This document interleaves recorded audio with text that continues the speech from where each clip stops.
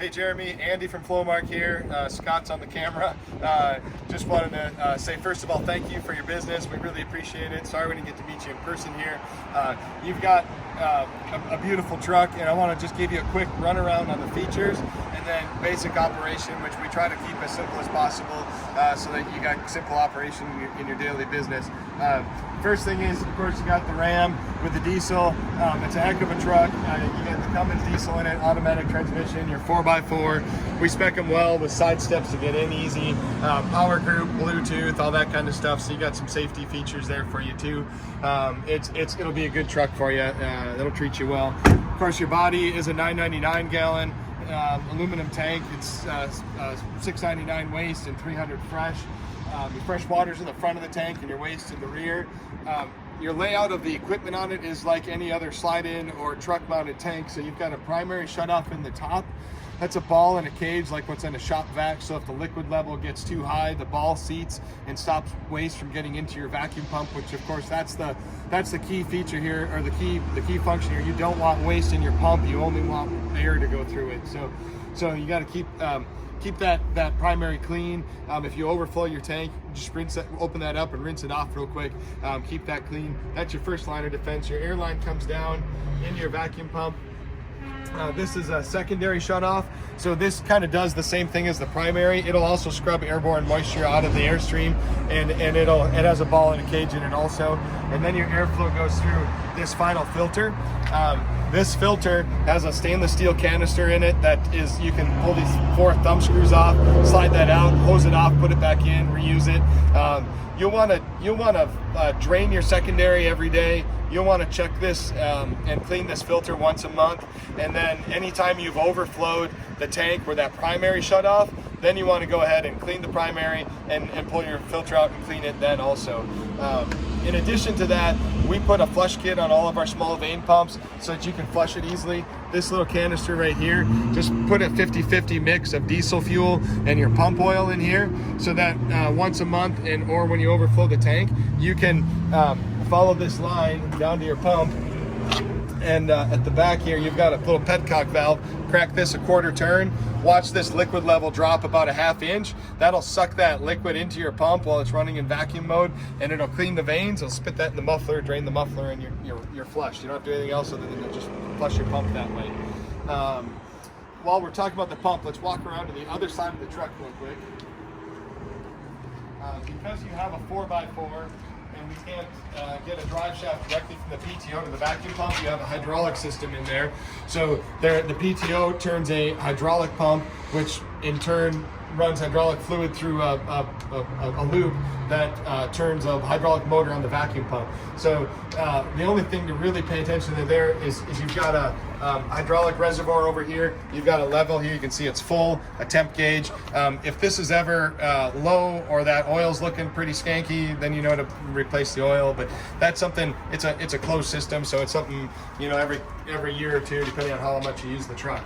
You do have a hydraulic filter here, so oil filter on here. So that's a standard filter. Any hydraulic shop can replace that filter for you. The gauge on this is just a pressure gauge. So what it's detecting is if this filter's clogged, then you're gonna have a higher back pressure, and that's when the needle gets up higher. Then you got to just swap that filter out, just like a engine oil filter. You unscrew it and screw a new one on. I put the oil catch muffler for the vacuum pump on this side of the truck so that the noise and the stink from the vacuum pump comes over here and not on the work side. It has a drain on the bottom, so on a daily basis you'll want to put a bucket under that and drain any oil residue that gets captured there.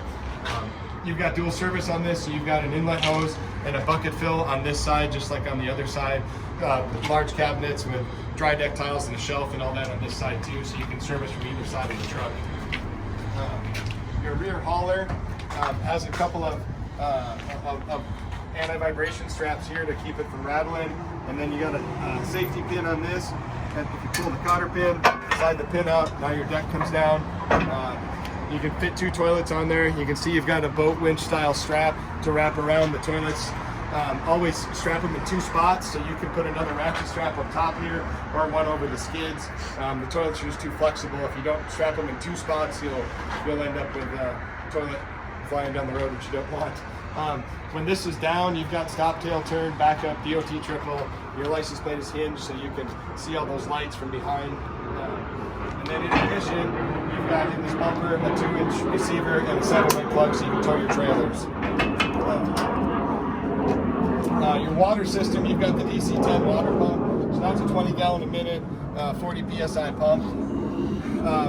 If you ever do get like colder nights where you get cold in the morning, but you want fresh water and you want to winterize this so you can keep it from freezing up, this is the inlet side of the water pump. If you drain the water out of the main tank and pull this plug, you can pour RV antifreeze in here while your pump is running. And when you get pink antifreeze out the hose, you know that everything from pump to hose now has antifreeze in it. So not sure what part of California you're in, but if you get a cold night, maybe you don't. So we know that you're filling more holding tanks and sinks these days. So we tee the outlet side of this pump where one side goes back to the hose reel, the other side has a 1-inch line coming straight to this 1-inch valve. So if you want to get like a short, like 10-foot 1-inch hose, it's just standard 1-inch cam lock on here, and that way you can connect this and go straight to your sink or your holding tanks. You'll get the full 20 gallons a minute out of this water pump when you do that. Where it's going through a 5/8 garden hose, you're going to get a little more pressure for cleaning your toilets, but you get less flow. You've got the same cabinet on both sides of the truck, so you got a little shelf for your smaller items, dry deck tiles in the bottom so that water doesn't soak up in your toilet paper that's in here. And then also you've got a male coupler if you need to go longer run with your vacuum hoses, you can couple them together. And then this is a 2-inch cam lock to garden hose adapter so that you can connect that to your bucket fill and your garden hose and bottom fill your water tank just off a normal garden hose. So that's all your basic features where things live on the truck. Your controls are really simple. You got a PTO switch, a work light switch, and a water pump switch here. So that really does just about everything you need to do to operate the truck. I'm gonna go ahead and turn the truck on. One thing to know about the work lights, those are wired through your parking light circuit on the truck. So your park lights have to be on in order for the work lights to operate. It's just a little second safety, hopefully less likely someone's gonna leave work lights on when they walk away from the truck at the end of the night. So I'll go ahead and fire up the truck.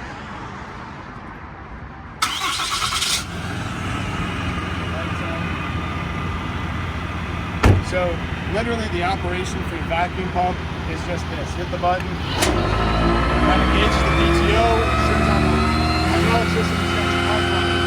We have the ECM program to automatically ramp up the RPM so that pump's running at the right RPM. 4-way valve, turn the handle forward,